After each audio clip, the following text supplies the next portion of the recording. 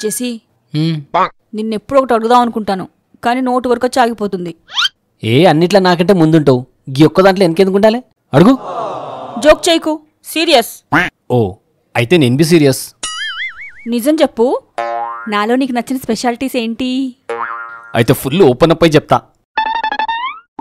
First నీ ఇంత పొడుగు ఎంటికలే, అవి చేతులతో దువ్వుకుంటా జిందగీ మొత్తం గడిపేయచ్చు. ఆ తర్వాత నల్ల అంగూర్ల లేక 2 కండ్లే, రోజులు గడిచిన కొద్దిగా అవి కిస్మిస్ లెక్క మారి దాని వాల్యూ ఇంకా పెరుగుకుంటూనే పోతున్నాయి.